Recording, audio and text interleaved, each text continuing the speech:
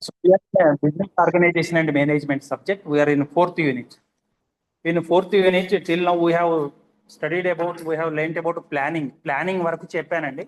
Planning ఎన్ని రకాలుగా ఉన్నది, ప్లానింగ్ యొక్క ఆబ్జెక్టివ్స్ ఏంటి, ప్లానింగ్ యొక్క స్టెప్స్ ఏంటి, అక్కడ వరకు చెప్పాను. So next important topic, this is one of the most important topics in business organisation and management. The person you are seeing is Peter F Drucker. గుర్తుపెట్టుకోవాలి మీరు, పీటర్ ఎఫ్ డ్రక్కర్ అతను. Peter F Drucker, he introduced management by objectives, MBO అంటారండి. It is popularly known as MBO, management by objectives. Management by objectives.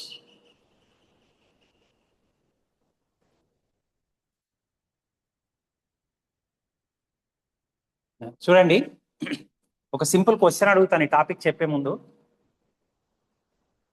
మీ క్లాస్కు సంబంధించిన విషయం ఏదన్నా నా అంతటా నేను ఏకపక్షంగా నిర్ణయం తీసుకుంటే మంచిగా ఉంటుందా, మిమ్మల్ని ఏం అడగకుండా, లేదా మిమ్మల్ని అడిగి క్లాస్ ఎప్పుడు తీసుకోవాలి, మీకు ఎప్పుడైతే అనుకూలంగా ఉంటుంది అని అడిగి తీసుకుంటే బాగుంటుందా చెప్పండి ఒకటి.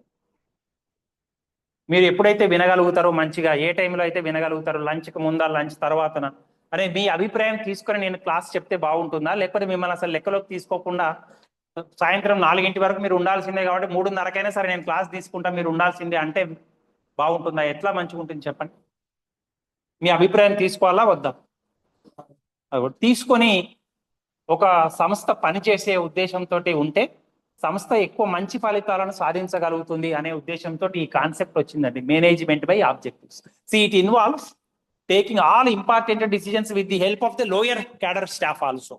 అందరి నిర్ణయాలు తీసుకొని, అందరి అభిప్రాయాలు తీసుకొని సంస్థ యొక్క ఆబ్జెక్టివ్స్, లక్ష్యాలు నిర్ణయించుకొని వాటిని తెలియపరిచి, ఇగో మీ నుంచి ఇది ఆశిస్తున్నాము, మీరు ఈ సంవత్సరంలో ఈ ప్రొడక్షన్ చేయాలి, ఈ పని చేయాలి, ఇగో నీకు ఇన్ని మార్కులు రావాలి, ఈ సబ్జెక్ట్లో ఇంత పర్సంటేజ్ రావాలి, మళ్ళీ ముందే కన్సల్ట్ చేసి మీ యొక్క స్టేటస్ ఏంటి, స్టాండర్డ్ ఏంటి అనేది తెలుసుకొని based on that only we're going to fix objectives and we will strive for that. That is what you mean by saying management by objectives. See management by objectives in simple terms involves all the staff members, all the workers, all the employees in an organization in choosing the objectives of the organization. ఒక సంస్థ లక్ష్యాలు నిర్ణయించుకోవడంలో అందరినీ involve చేసి సంస్థలో పనిచేసే ఉద్యోగస్తులు అందరి యొక్క అభిప్రాయాలు తీసుకొని లక్ష్యాలు ఏర్పడి, you can see here objectives that are agreed to by both management and employees.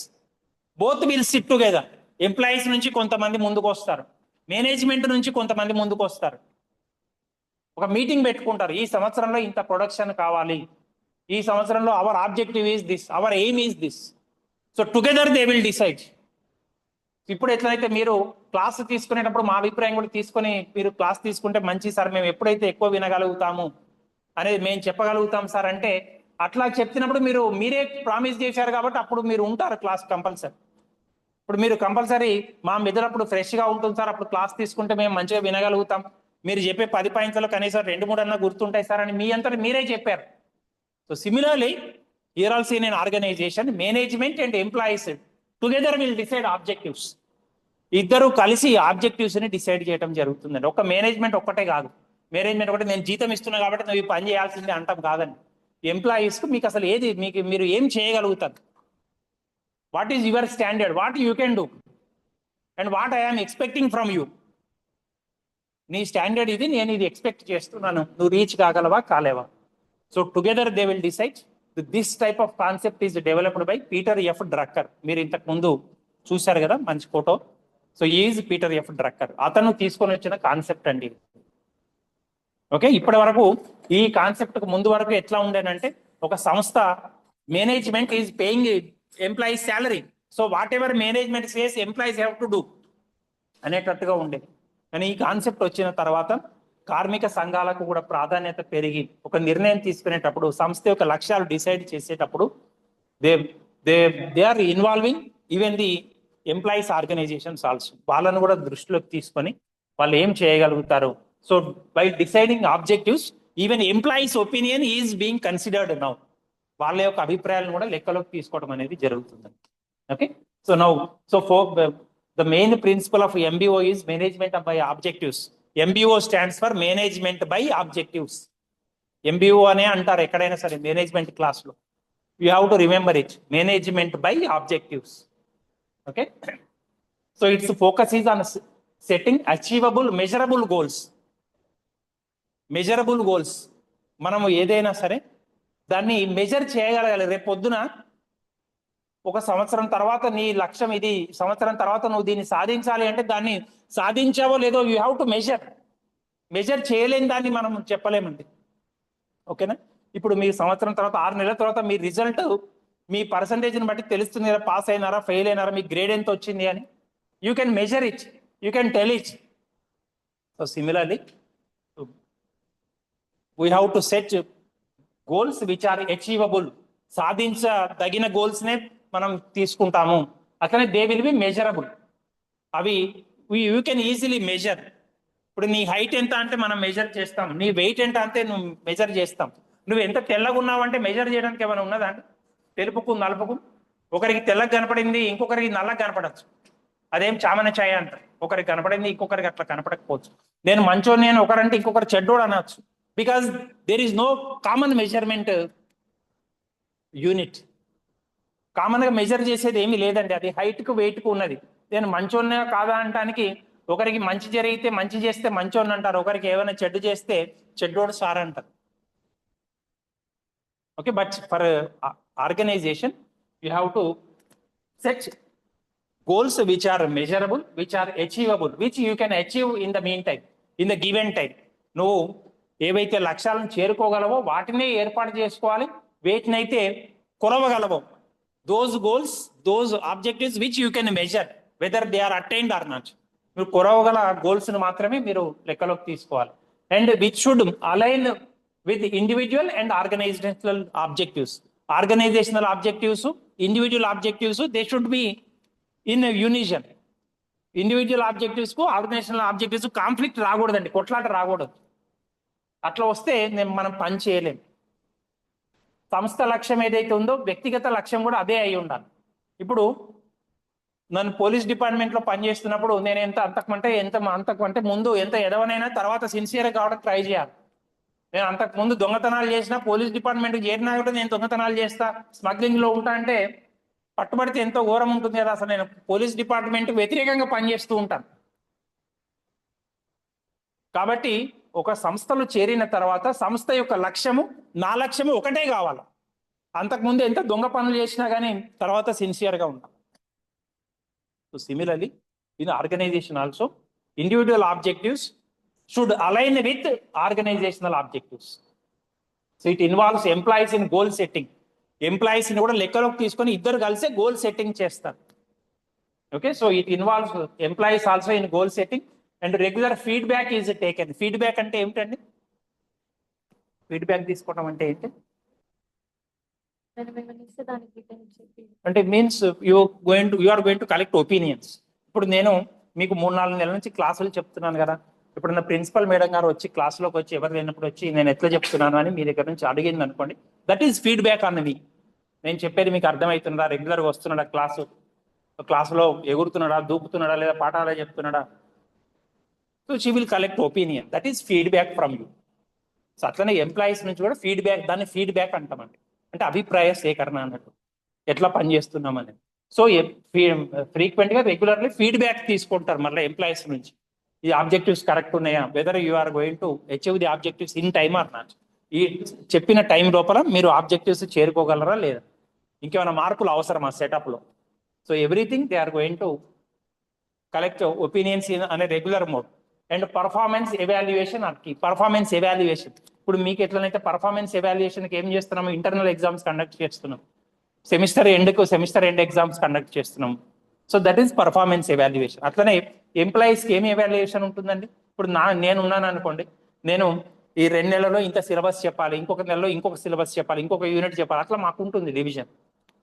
అదే ఈ మౌజ్ ప్రొడ్యూస్ చేసే ఆర్గనైజేషన్ ఉందనుకోండి, కంప్యూటర్ సాఫ్ట్ ఇది హార్డ్వేర్ ప్రొడ్యూస్ చేసే కంపెనీ ఉందనుకోండి, వాళ్ళు ఒక మౌజ్ చేయడానికి ఎన్ని గంటలు కావాలి, లేకపోతే ఎన్ని నెలల్లో ఒక మౌజ్ ప్రొడ్యూస్ అవుతుంది, లేకపోతే మానిటర్ ఎంత కాలంలో ఒక మానిటర్ ప్రొడ్యూస్ చేయాలి, ఒక కీబోర్డ్ ఎంత కాలంలో ప్రొడ్యూస్ చేయాలి. So there will be targets and frequently measurement of performance is going to be there. ఒక ఎంప్లాయీ ఒక నెలలో ఇన్ని మౌజులు ప్రొడ్యూస్ చేయాలి, ఇన్ని కీబోర్డ్స్ ప్రొడ్యూస్ చేయాలి, ఇన్ని స్క్రీన్స్ ప్రొడ్యూస్ చేయాలనేది whether target is reached or not, they are going to regularly perform. So those are the core principles of MBO. Okay, so what are the core principles? Management and employees sit together and they jointly decide the objectives. They sit together, they jointly decide the objectives, and frequently feedback will be collected from the employees. And again, objectives will be measurable, will be time bound. ఒక time frame లో fix చేస్తాను, సంవత్సరం లోపల ఈ లక్ష్యం సాధించాలి. మళ్ళీ దాన్ని మనం మెజర్ చేయవచ్చు, whether the objectives are achieved or not, you can measure. So ఆ కొలవగలిగిన లక్ష్యాలను యాజమాన్యము, ఉద్యోగులు ఇద్దరు కలిసి నిర్ణయించడమే management by objectives. As I told, it is given by Peter F Drucker. 1954లో ఇది is famous book, the practice of management అనే బుక్ రాశారండి Peter F Drucker. So in 1954 he wrote the book The Practice of Management. So in that book he specified this management by objectives. ఈ term ను అతనే coin చేశారు. ఎట్లా పనిచేయాలి management by objectives అంటే చెప్పింది అతనే. This is very very important concept in management లో ఇది చాలా ముఖ్యమైన కాన్సెప్ట్ అండి, మేనేజ్మెంట్ బై ఆబ్జెక్టివ్స్ అనేది. So in 1954 Peter F Drucker he authored the book The Practice of Management. Okay, so ఇందులో కీలకమైన అంశం ఏమిటి అంటే individual goals, organisational goals should align with each other. రెండు మ్యాచ్ అవ్వాలండి. మ్యాచ్ కాకుండా మిస్ మ్యాచ్ అయితే పని చేయలేం. మనం అందరు ఎంప్లాయీస్ సరిగ్గా పని చేయలేకపోతే ఆర్గనైజేషన్ గోల్స్ కూడా కావండి, ఎప్పటికీ నెరవేరవు. So individual goals should align with organisational goals. Okay, so that is what you mean by saying management by objectives. It is a strategic management model that aims to improve the performance of an organization by clearly defining objectives that are agreed by both employees and management. ఇద్దరు కలిసి లక్ష్యాలను నిర్ణయించడమే management by objectives. ఆ లక్ష్యాలు ఇద్దరు కలిసి చేరుకున్నారా లేదా frequent గా measure చేస్తారు, ఫీడ్బ్యాక్ తీసుకుంటారు. ఇందులో అత్యంత ముఖ్యమైనది ఏమిటి? Individual goals should align with organisational goals. ఇద్దరి గోల్స్ ఒకటైతేనే సంస్థ తను అనుకున్న లక్ష్యం అనేది నెరవేరగలుగుతుంది, రీచ్ కాగలుగుతుంది. So these are the key elements of MBO.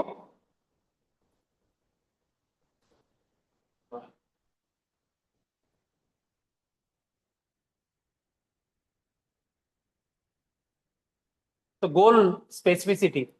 First of all goal means objective, అది స్పెసిఫిక్ గా ఉంటుందండి. So it will be measurable.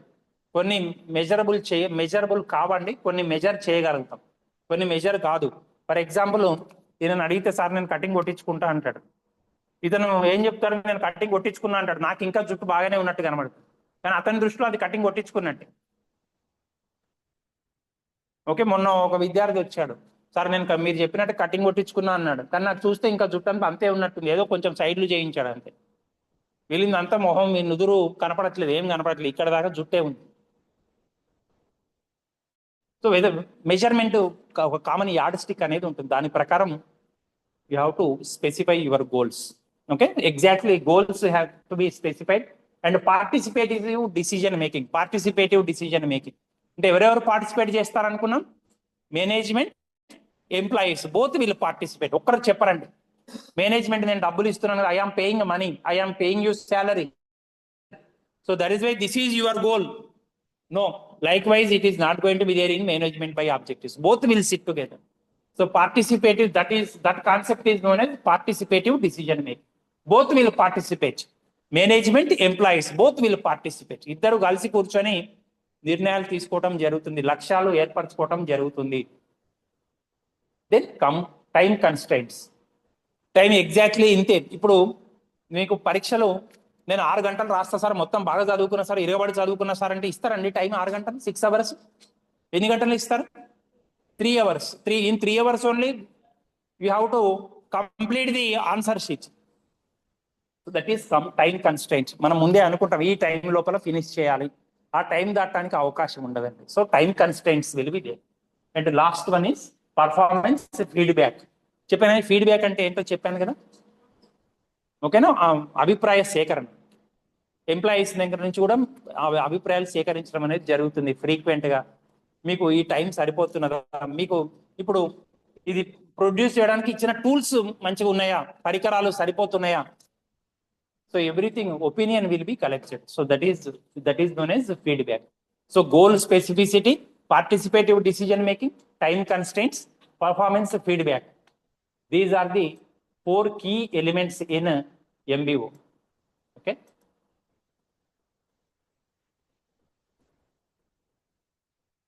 Then benefits of implementing MBO, management by objectives. What are the benefits? See, enhanced goal clarity.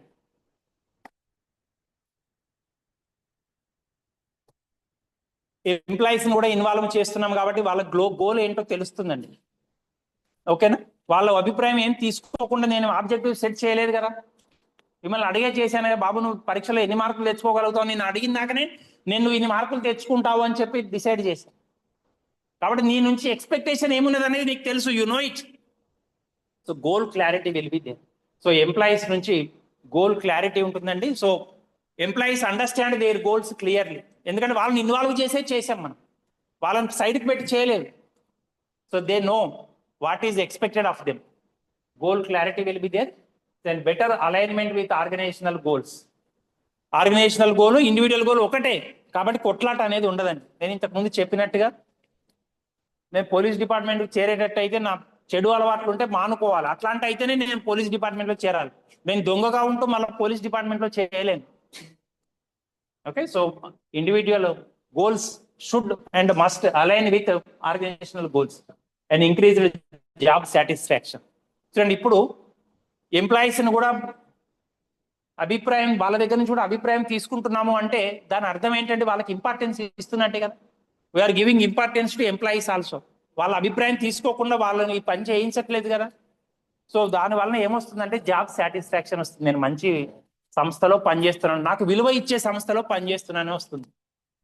ఇప్పుడు మీ అభిప్రాయం కూడా తీసుకొని ఏమి expect చేయొచ్చు మీ నుంచి అని చెప్పి మొత్తం మీ నుంచి తీసుకొని మీ అభిప్రాయం కూడా తీసుకుంటే మీకు ఏమనిపిస్తుందండి, మా సార్ మంచివారు, మా కాలేజీ మంచిది, మమ్మల్ని కూడా లెక్కలోకి తీసుకుంటారు, మేము అసలే అందరం కలిసి మూకుమ్మడిగా సెలవు పెట్టి ఒకరిద్దరే వస్తే సరే వాళ్ళని ఏదో లైబ్రరీ వరకు ఇంకేదో వరకు అసైన్ చేసి మా సిలబస్ అయితే మాకు అన్యాయం జరగకుండా చూస్తారని ఉంటుందా ఉండదా. మిమ్మల్ని ఏమి లెక్కలోకి తీసుకోకుండా మీరు ఖచ్చితంగా ఈరోజు రావాల్సిందే, ఈరోజు ఈ యూనిట్ అయిపోగొట్టాల్సిందే అని మీ అభిప్రాయాన్ని విలువ ఇవ్వకుండా నేను చేశాను అనుకోండి, మీకు ఎట్లా ఉంటుంది, మీకు ఇంపార్టెన్స్ లేనట్టుగా ఫీల్ అవుతారు, మీకు స్టూడెంట్గా మీకు సాటిస్ఫాక్షన్ ఉండదు college.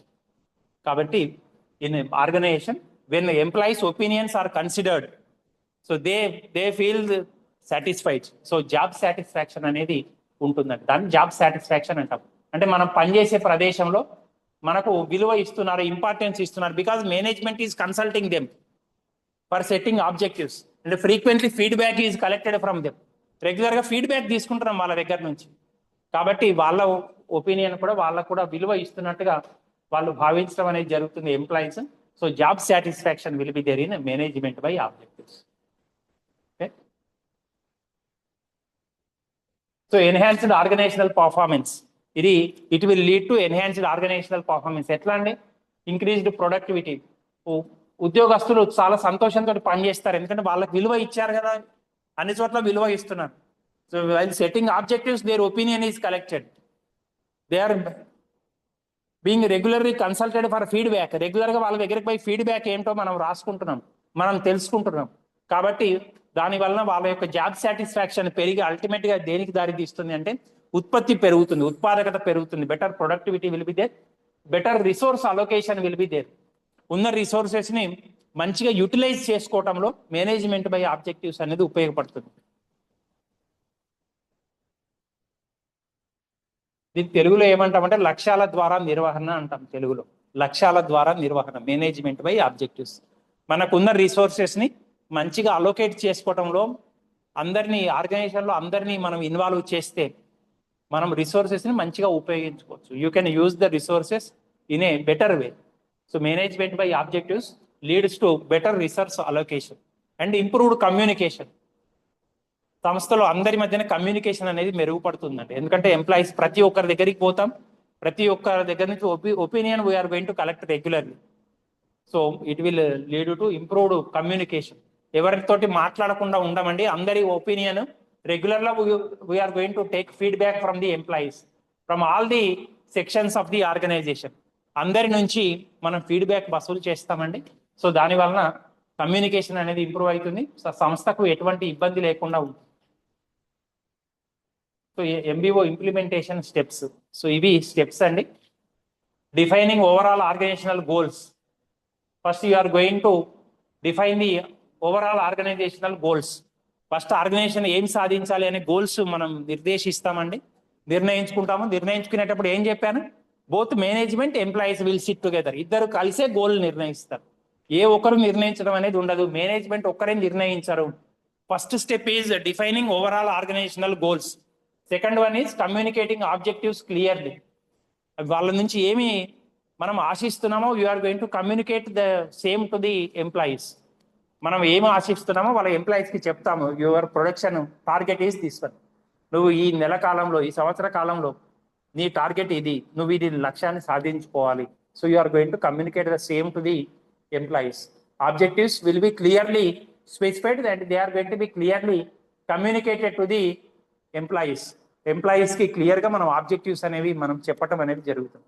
First step overall organization గోల్స్ని మనం తెలియజేసుకుంటాం. సెకండ్ స్టెప్లో ఆబ్జెక్టివ్స్ ఏంటి అనేది ఎవరికి వాళ్ళకు క్లియర్గా you are going to specify. ఎవరికి ఏం ఆబ్జెక్టివ్ ఉన్నది అనేది you are going to mention, you are going to tell them, you are going to express them, you are going to communicate to them. Okay, then setting departmental objectives. దాన్ని base చేసుకొని మనం ఏం చేస్తామండి, departmental objectives frame చేస్తాం. ఈ overall organizational గోల్స్ను align చేసేటట్టుగా departmental goals set చేసుకుంటాం. ఆర్గనైజేషన్ ఎట్లనైతే సెట్ చేసిందో దాన్ని బేస్ చేసుకొని every department, production department, sales department, అరే advertisement department, HR department, human resources department, accounting department, various departments, they are going to frame their own objectives based on overall objectives. మొత్తం సంస్థ యొక్క లక్ష్యాలకు అనుగుణంగా రకరకాల డిపార్ట్మెంట్స్, ఏ department ఆ department వాళ్ళ యొక్క వ్యక్తిగత లక్ష్యాలను ఏర్పాటు చేసుకోవడం అనేది జరుగుతుంది. నేను కొలాబరేషన్ ఇస్ కీ. కొలాబరేషన్ అంటే ఏమిటండి, what you mean by collaboration? Yes, Kolakonda Sai అది చెప్తున్నాం. కొలాబరేషన్ అంటే ఏంటి, కొలాబరేట్ కావటం అంటే ఏంటి?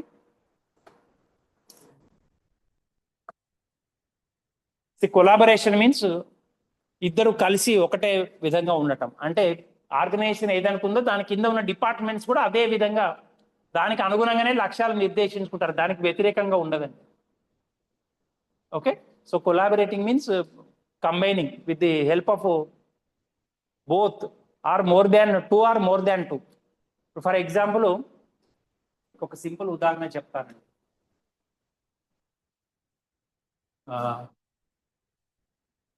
ఒక సంస్థ ఒక సంవత్సర కాలంలో 1000 సెల్ ఫోన్స్ ప్రొడ్యూస్ చేయాలనుకున్నదండి. 1000, this is the target set by the organization. 1000 cell phones produce చేయాలి అంటే దీని మీద గ్లాసులు ఉన్నాయి కదా, ఈ గ్లాసులు కూడా 1000 కావాలి కదండి. 1000 కంటే తక్కువ ప్రొడ్యూస్ చేయడానికి అవకాశం లేదు. ప్రొడ్యూస్ చేయడము లేదా కొనడానికి raw material, this is raw material కావాలి కదా, ఈ గ్లాస్ కావాలనుకుందాం ఫర్ ఎగ్జాంపుల్. ఇప్పుడు చూడండి, దీంట్లో ఇక్కడ రా మెటీరియల్ ప్రొక్యూర్మెంట్ డిపార్ట్మెంట్ ఒకటి ఉంది, దట్ ఈస్ పర్చేజెస్ డిపార్ట్మెంట్. ఈ సంస్థ కావాల్సిందంతా పర్చేజ్ చేస్తుంది. ఇక ఈ సేల్స్ డిపార్ట్మెంట్ ఉంది, మొత్తం ప్రొడక్షన్ అయిన తర్వాత సేల్స్ డిపార్ట్మెంట్ అమ్ముతుందండి. ఓకేనా, ఇప్పుడు మన సంస్థ ఎన్ని లక్ష్యంగా పెట్టుకున్నది, 1000 లక్ష్యంగా పెట్టుకున్నది సంవత్సరంలో. మరి పర్చేజెస్ డిపార్ట్మెంట్ వాళ్ళు 1000 కంటే ఎక్కువనే ప్రొడక్షన్ చేయాలి అనేది లక్ష్యంగా పెట్టుకోవాలి. ఇక్కడ వీళ్ళు 800 అద్దాలు తయారు చేశారనుకోండి, మీకు 800 ఫోన్సే వస్తాయి, 1000 రావు కదా. That is what you mean by collaboration. పైన సంస్థలో మేజర్ పెద్ద ఆర్గనైజేషన్ ఏదైతే గోల్ సెట్ చేసిందో దానికి అనుగుణంగానే డిపార్ట్మెంట్స్ ఏవైతే ఉన్నాయో అవి ఒకదానికొకటి కొలాబరేట్ అవ్వాలి, ఒకదానికొకటి సమన్వయం కావాలి. ఇప్పుడు మీకు సమన్వయం మీద ఒక కథ చెప్పాను, గుర్తున్నదా? 5 అక్క చెల్లెలు, తర్వాత ఒక తమ్ముడు. కథ చెప్పాను. మీకు కావాలంటే ఆ క్లాస్ మిస్ అయిన వాళ్ళు యూట్యూబ్లో చూసుకొని కథ చెప్పాను. అది కోఆర్డినేషన్ మంచిగా ఉంటే కొలాబరేషన్కు దారి తీస్తుంది. ఒక డిపార్ట్మెంట్ ఇంకొక డిపార్ట్మెంట్ కొలాబరేట్ కావటం, కోఆర్డినేట్ కావడం, సమన్వయంతో పనిచేయాలి. So collaboration is going to be the key. Various departments will be there in the organization. So they should coordinate with each other. ఒకదాంతో ఒకటి లింక్ అయ్యి సంస్థ యొక్క ఓవరాల్ ఆబ్జెక్టివ్స్ ఎంత ఉన్నాయి అనేది చూసుకొని దాని కొరకు పనిచేయటం అనేది జరగాలండి. So this is setting departmental objectives. Okay, employee involvement in goal setting. మీకు ఇంతకు ముందే చెప్పినట్టుగా మేనేజ్మెంట్ బై ఆబ్జెక్టివ్స్ లో ఇంపార్టెంట్ ఏంటి? ఎంప్లాయీస్ అనే వాళ్ళు వాళ్ళ యొక్క అభిప్రాయం కూడా లెక్కలోకి తీసుకొని ఆర్గనైజేషన్ యొక్క గోల్స్, ఆర్గనైజేషన్ యొక్క లక్ష్యాలు అనేవి నిర్ణయించడం అనేది జరగాలి. So employee involvement in goal setting is very very important. Okay, without employees opinion you cannot decide goals, you cannot decide objectives. ఉద్యోగుల యొక్క అభిప్రాయం లెక్కలోకి తీసుకోకుండా నువ్వు లక్ష్యాలు నిర్దేశించరాదు, లక్ష్యాలు ఏర్పాటు చేయరాదు. Okay, so you should engage employees in goal setting and similarly mutually agreement on goals is very much required. ఇద్దరి మధ్యన ఎటువంటి వైవిధ్యం లేకుండా, కొట్లాట లేకుండా ఇద్దరి అంగీకరించిన గోల్స్ ని మనం తీసుకోవాలి. మ్యూచువల్ అంటే పరస్పరం అంగీకరించిన. సో పరస్పరం అంగీకరించిన లక్ష్యాలను మాత్రమే మనము గుర్తించడం అనేది జరుగుతుందండి. So mutually agreement on goals is very much required. ఇద్దరు అనుకున్న లక్ష్యాలను మాత్రమే నిర్దేశించుకోవటం జరుగుతుంది. ఒకరు అనుకున్న లక్ష్యాలను మనం ఫైనల్ చేయటం అనేది ఉండదు. So both employees, management sit together, they will decide and mutually agreed upon goals, agreed upon objectives only will be finalise. ఇద్దరు ఏదైతే అనుకున్నారో వాటిని మాత్రమే నిర్దేశించుకోవటం అనేది జరుగుతుంది.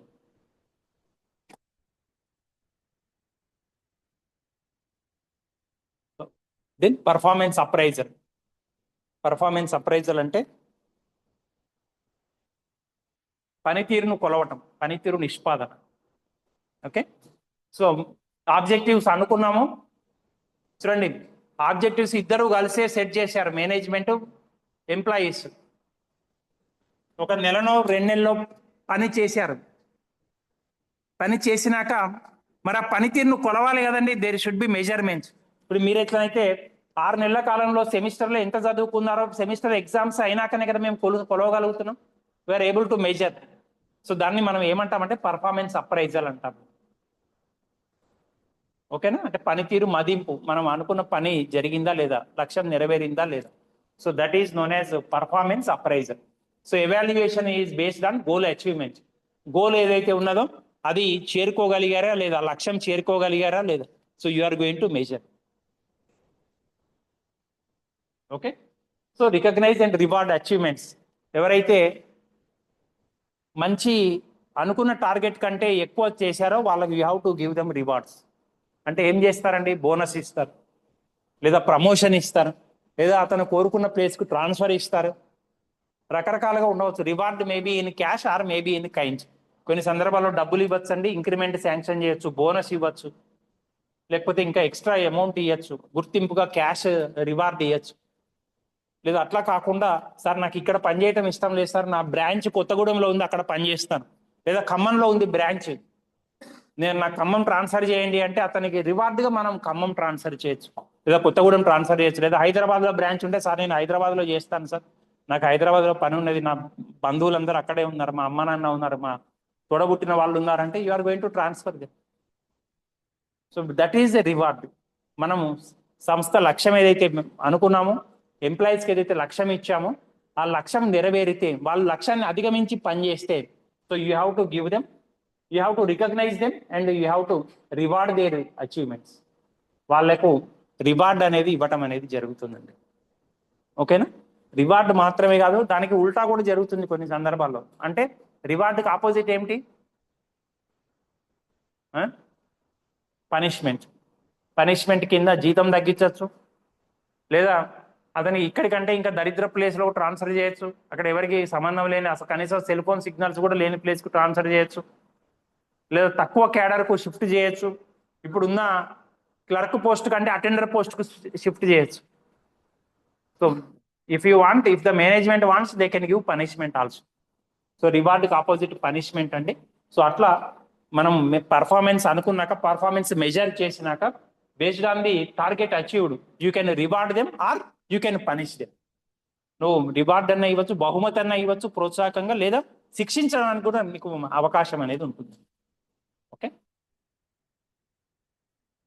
So challenges and limitations of management by objectives. So వాటి యొక్క లిమిటేషన్స్ ఏంటి, పరిమితులు ఏమిటి అంటే, ఎక్స్టెన్సివ్ గోల్ సెట్టింగ్.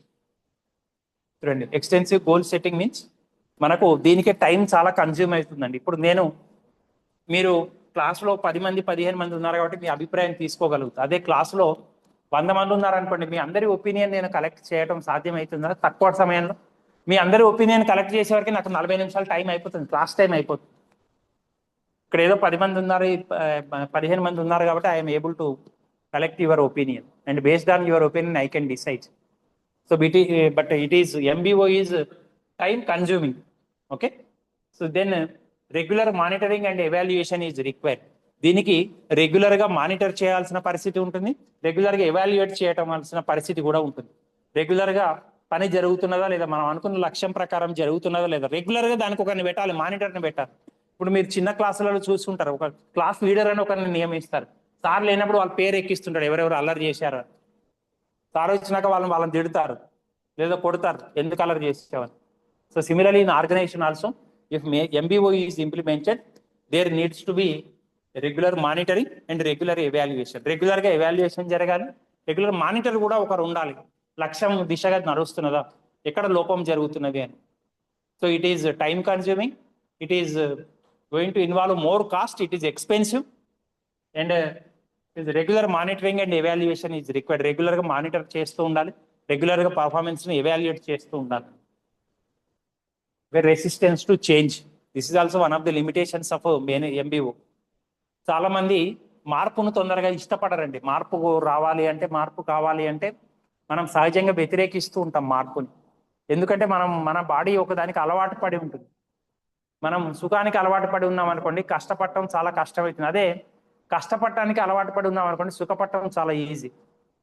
కానీ కష్టపడి, ఇప్పుడు ఫ్యాన్లు లేవు, కరెంటు లేదు కాబట్టి ఫ్యాన్ లేదు, దీనికి మనకు ఇన్వర్టర్ ఉంది, దీనికి పనిచేస్తుంది బ్యాకప్. కానీ ఫ్యాన్లు లేవండి. మీలో కొద్దిమంది ఫ్యాన్లు లేకుండా కూర్చోవడానికి చాలా ఇబ్బంది పడుతుంది. ఎందుకంటే మన ఫ్యాన్లతోటి ముడిపడి ఉన్నాం, మనం ఫ్యాన్ల ఉన్న రూమ్లలో కూర్చోవడానికి అలవాటు పడి ఉన్నాం.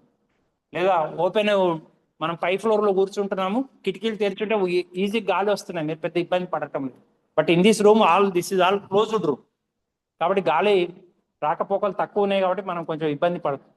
అంటే ఉన్న స్థితికి మనం మారడానికి కొంచెం కష్టపడతామండి. సో అట్లానే ఎవరైనా సరే ఉన్న స్థితి నుంచి మారడానికి there will be resistance to change. Employees తొందరగా ఇష్టపడరండి. ఇప్పుడు నడుస్తున్నది కదా, మళ్ళీ కొత్తగా ఎందుకు, వేరే విధానం ఎందుకు, మీరే ఏదో ఒకటి చెప్పరాదని సార్, మేమే ఏదో ఒకటి మీరు నచ్చిన విధంగా చేసుకుంటూ పోతాం, ఎందుకు మమ్మల్ని కూడా కలిపి మళ్ళీ మీటింగ్లో కూర్చోబెట్టి లక్ష్యాలు డిసైడ్ చేయమంటారు. Why it is unnecessary time waste. So some will complain like this. Resistance to change will be there. అంటే మార్పును వ్యతిరేకించడం, మార్పును తొందరగా అంగీకరించరు, మార్పును వ్యతిరేకిస్తారు. నడుస్తున్నది కదా జీవితం, అసలే నడవనీయమని అనుకుంటుంటారు. So similarly management will also hesitate. ఎట్లయితే ఎంప్లాయీస్ చేంజ్ని ఎట్లనైతే ఇష్టపడరో, మేనేజ్మెంట్ కూడా తొందరగా చేంజ్ని ఇష్టపడదండి. ఎందుకు అంటే ఇప్పటి వరకు మేనేజ్మెంట్ చెప్పిందే చేశారు, ఇక నుంచి ఏం చేయాలి, వాళ్ళ ఒపీనియన్ కూడా తీసుకోవాలి. అప్పుడు వాళ్ళు ఏమంటారు, మాకు జీతం పెంచాలి సార్, మీరు మాకు ఇంకా ఎక్స్ట్రా పని చెప్తున్నారు కదా. సో రకరకాలుగా ఉంటాయి, వాళ్ళని కూడా ఇన్వాల్వ్ చేస్తే వాళ్ళ నుంచి వచ్చే ఇబ్బందులు ఉంటాయి, వాళ్ళు చెప్పింది కూడా మనం లెక్కలోకి తీసుకోవాల్సి వస్తుంది. So differences of opinion will be there. So resistance of change from management will be there, from employees is also going to be there.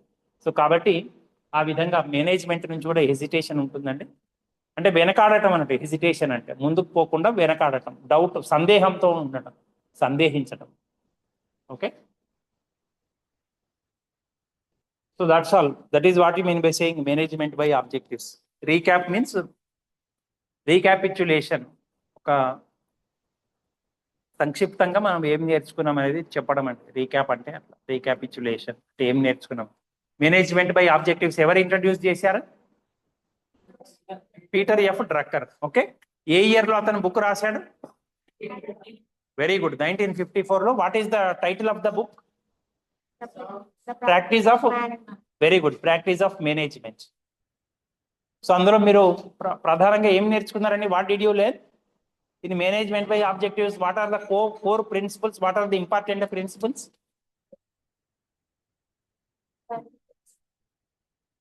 What did you learn? అదంటే ఏమర్థమైంది మీకు అసలు మేనేజ్మెంట్ బై ఆబ్జెక్టివ్స్ అంటే?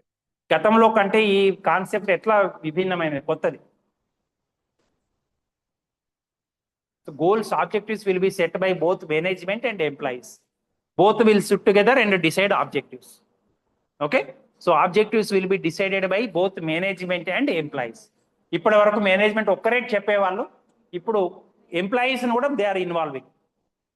Okay, so goals will be measurable, goals will be periodically evaluated. దాని performance, ప్రతి ఒక్కరి performance periodical గా evaluate అవుతుంది. వాళ్ళు లక్ష్యాలను సాధించారా లేదా అనేది ఎవాల్యుయేషన్ జరుగుతుంది. So individual goals will align with organisational goals. Individual goals, organisational goals ఒకటే విధంగా మ్యాచ్ అయ్యే విధంగా ఉంటుంది. నెక్స్ట్, పర్ఫార్మెన్స్ అచీవ్ చేస్తే రివార్డ్ ఉంటుంది, there will be reward. Okay, so good performances will be appreciated, will be recognised and will be rewarded. Okay, so క్లుప్తంగా ఇదండి management by objectives అంటే. Okay, so together management and employees will together decide the objectives. Regularly performance will be evaluated, feedback will be collected from the employees regularly, and based on the performance, if the performance is good, reward will be given, performance will be recognized and will be rewarded. దానికి తగిన బహుమతి అనేది ఇవ్వటం జరుగుతుంది. ఓకేనా? So this is about management by objectives. We will see the syllabus once. We'll go back to the syllabus once.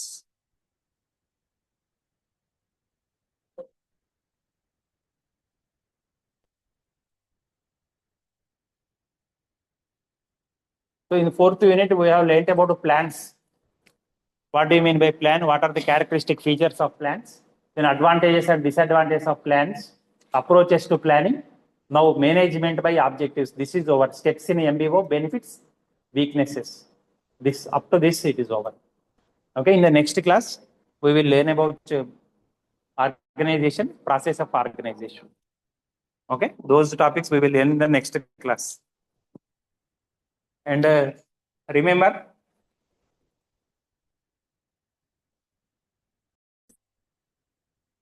so thank you very much, dear students. In the next class, we will learn the next topics about organization. We will learn.